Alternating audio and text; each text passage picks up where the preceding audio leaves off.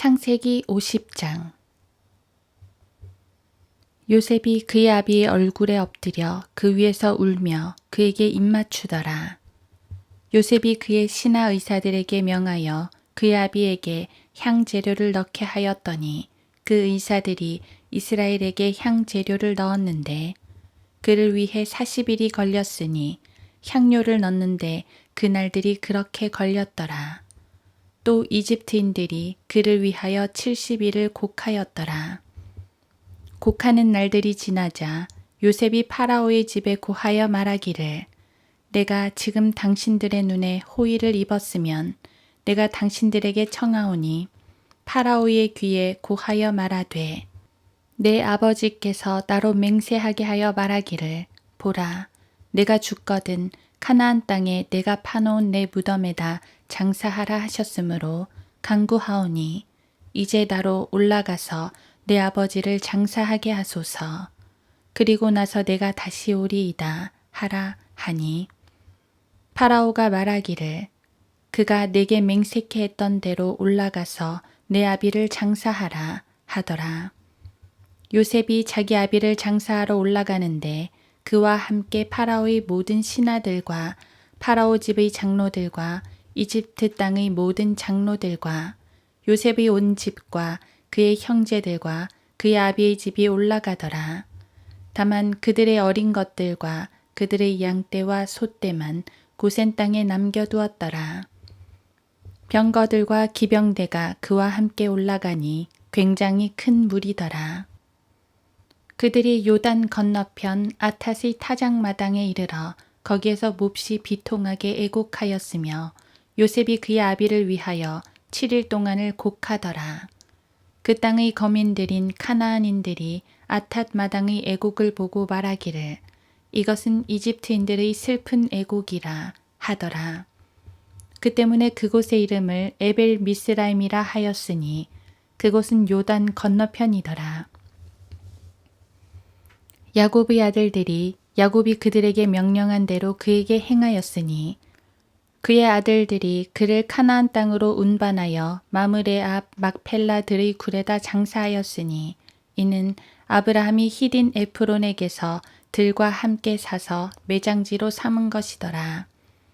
요셉이 자기 아비를 장사한 후에 그와 그의 형제들과 그의 아비를 장사하기 위하여 그와 함께 갔던 모든 사람들이 이집트로 돌아왔더라.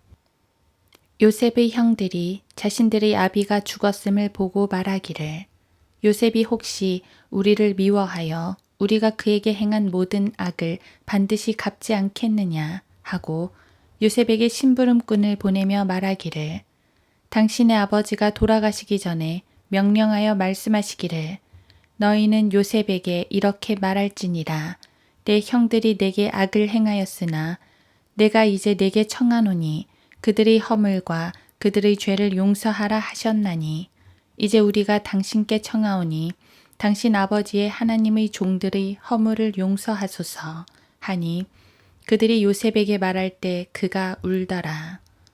그의 형들이 또한 가서 요셉의 면전에 엎드려 말하기를 보소서 우리는 당신의 종들이니이다 하니 요셉이 그들에게 말하기를 두려워 마소서 내가 하나님의 자리에 있나이까.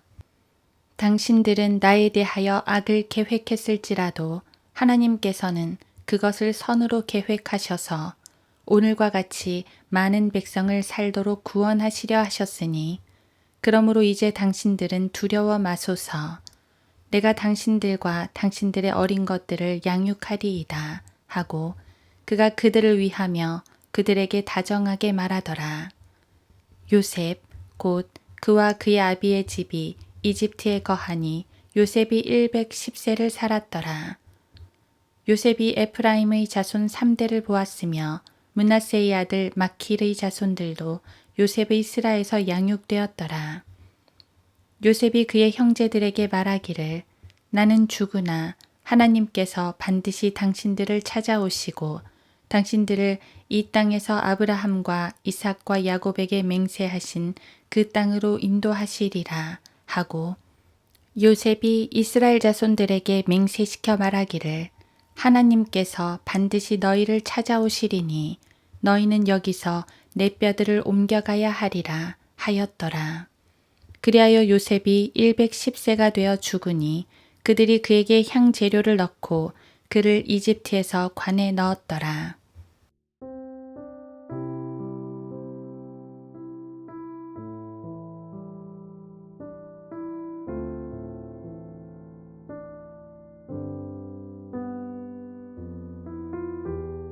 하루 한 장 창세기 50장.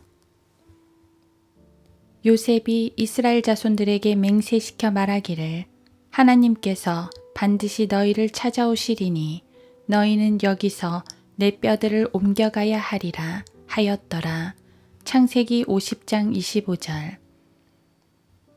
창세기는 요셉의 죽음으로 끝납니다. 요셉은 참으로 선한 간증이 많은 사람입니다. 무엇보다 형들의 잘못을 끝까지 용서했습니다. 아버지를 장사 지내고 오자 형들은 요셉이 혹시라도 지난날의 복수를 할까 두려워합니다. 하지만 요셉은 그들을 안심시킵니다. 형들은 마음에 찔리는 게 있으니까 계속 두려워한 것인데 사실은 그럴 필요가 없었습니다. 요셉은 내가 하나님의 자리에 있나이까 하고 겸손하게 말했지만 사실은 하나님의 입장에서 용서를 행한 것입니다. 왜냐하면 예전에 이미 용서를 해놓고 다시 그 죄를 들추지 않았기 때문입니다. 하나님께서도 이미 용서하신 우리의 죄들을 들추지 않으십니다. 십자가의 피로 우리의 죄를 제거하신 주님이십니다. 따라서 성도들은 다시 지옥에 가지 않을까 두려워할 필요가 없습니다. 요셉의 마지막 선한 간증은 하나님의 약속을 굳게 믿은 것입니다. 24절에서 요셉은 임종시에 하나님께서 반드시 당신들을 찾아오시고 당신들을 이 땅에서 아브라함과 이삭과 야곱에게 맹세하신 그 땅으로 인도하시리라고 말합니다. 이집트에서 높은 지위를 누리고 살았지만 한 번도 약속에 대한 믿음을 저버리지 않았습니다. 요셉은 믿었을 뿐만 아니라 또한 소망을 했습니다. 자기도 그 땅에 가고 싶었던 것입니다. 비록 이집트 땅에서 죽지만 적어도 자기의 뼈만은 약속의 땅에 묻히고 싶다는 소망입니다. 이 소망은 출애굽 때 이루어집니다. 출애굽기 13장 19절. 족장들이 약속의 땅을 소망한 것은 마치 우리 성도들이 하늘을 소망하며 사는 것과 유사합니다. 우리 역시 본향, 즉 주님 계신 저 하늘을 소망하기 때문입니다. 그런데 성도들이 하늘나라에 간다고 할 때 거기엔 두 가지 경우가 있습니다. 하나는 죽어서 가는 것입니다. 성도가 죽으면 몸은 이 땅에 묻히지만 영과 혼은 하늘로 올라갑니다. 그곳에서 우리는 주님 품에 안겨 안식을 누리게 되지요. 이 땅의 모든 수고와 고난에 대해 위로를 받을 것이고 말입니다. 또 하나는 부활해서 올라가는 것입니다. 흔히 휴거라는 표현을 쓰는데 바로 우리 주님께서 공중으로 오실 때 눈 깜짝하는 순간에 변화를 받아 올라가는 것입니다. 고린도전서 15장 52절. 죽은 성도들도 부활하여 완전한 몸을 입을 것입니다. 썩을 몸이 썩지 않을 몸이 될 것이며 영광스러운 몸이 될 것입니다. 비록 무덤에 오랫동안 썩어 있었을지라도 납골당의 한 줌의 재로 봉인되어 있을지라도 혹은 흔적도 없이 사라졌을지라도 주님께서 부르시는 그날엔 온전한 몸으로 부활하여 올라갈 것입니다. 요셉이 자기 뼈를 부탁하는 장면은 어렴풋하게 남아 이 사건에 대한 예표가 됩니다. 요셉의 뼈는 이집트에 남아있지 않고 본향으로 옮겨졌습니다. 우리의 뼈 역시 이 세상에 단 한 조각도 남아있지 않을 것입니다. 예수님도 그러셨습니다. 이 세상 모든 위인이라 하는 자들이 무덤을 파보면 뼈가 나오지만 예수님의 무덤은 혹 발굴한다 하더라도 한 조각의 뼈도 찾을 수 없습니다. 왜냐하면 부활하여 승천하셨기 때문입니다. 예수님은 영이 아닌 몸 상태로 올라가셨습니다. 우리도 그럴 것입니다. 이처럼 창세기는 이집트에 있는 이스라엘이 본향을 소망하며 사는 것으로 끝납니다. 그래서 우리도 하늘에 대한 소망을 갖고 살아갑니다. 주님께서 어서 오시어 우리를 부르셨으면 좋겠습니다.